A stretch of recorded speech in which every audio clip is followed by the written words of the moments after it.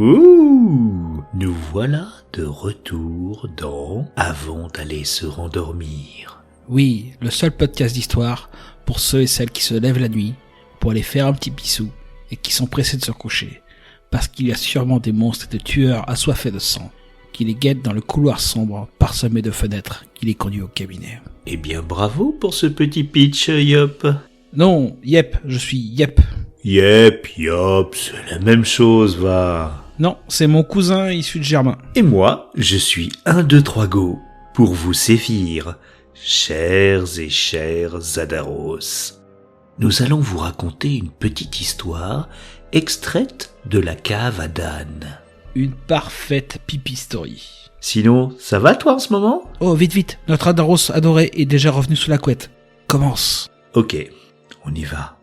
J'habite à la campagne dans une immense maison que m'a léguée ma grand-mère. Quand j'étais enfant, je la parcourais de fond en comble en cherchant à débusquer les fantômes qui ne devaient pas manquer dans cet endroit séculaire et gothique à souhait, sans pourtant y parvenir. Mais je n'ai jamais désespéré.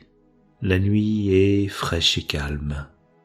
Mis à part un ou deux chiens qui semblent hurler au loin, couvrant les ululements du hibou presque domestique qui loge dans les soupentes de cette antique bâtisse. Wow. Wow. Je précise que tous les effets sonores sont réalisés par nous. Bon, je sentais que je ne dormais plus, mais je ne me résolvais pas à bouger.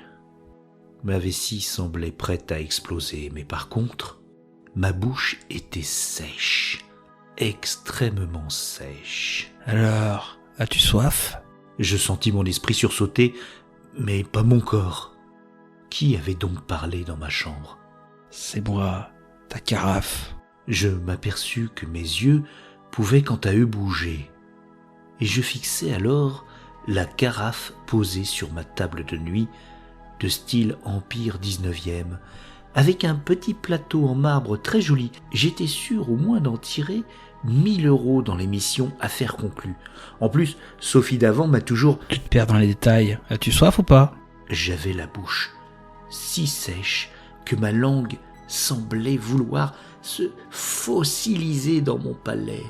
Ma glotte se racornissait tellement que cela tirait jusque dans mes gencives.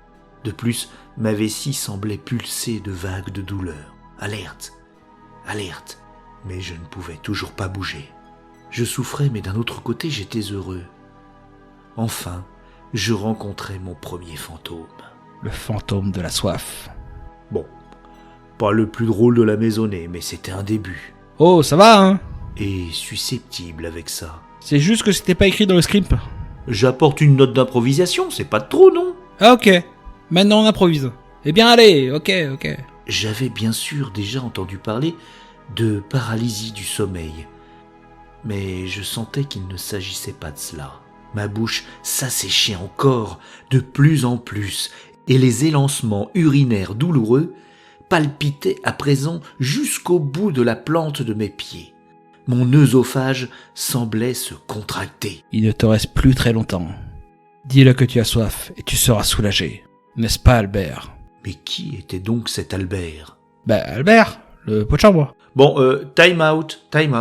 Je veux bien qu'on improvise, mais on n'a pas de troisième acteur pour le pot de chambre. Il est pas libre, Dan, ou même Clégo. Tu nous vois leur demander de jouer un pot de chambre hanté ? Quand on aime les pipistories, on est prêt à tout. Bon, c'est quoi la suite, monsieur Yep ?